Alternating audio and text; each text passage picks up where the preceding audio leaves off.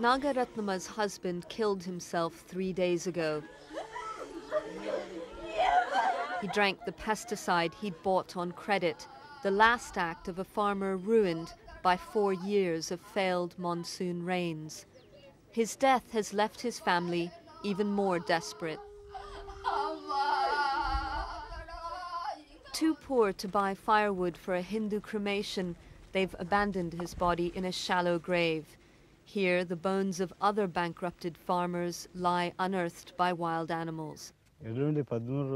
His father, Chandra Reddy, tells me his son hoped that by killing himself, his family might get government compensation.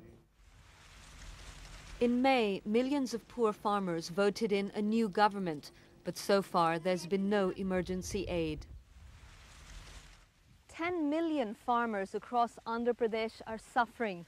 Year after year there's been little rain, and this is all that's left to show for their hard work. Another failed crop means more debt and more pressure to commit the ultimate act of desperation. Just 200 kilometers away, another world. The previous government spent billions of dollars nurturing the high-tech industry, leaving the state heavily in debt.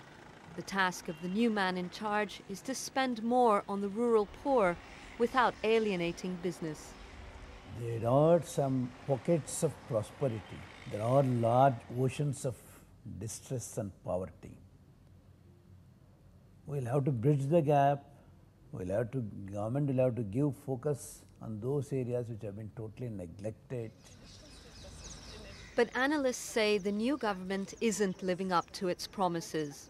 The way to strike a balance is actually to stop worrying about the urban rich. I think they can look after themselves. They don't need any more subsidies. They certainly don't need any more tax breaks.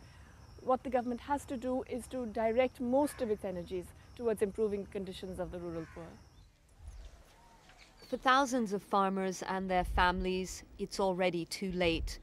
Nagaratnama is stripped of the symbols of marriage. Unless the government intervenes with financial aid, she will bear her husband's debts and the stigma of widowhood alone. Anu Anand, BBC News, Andhra Pradesh in southern India.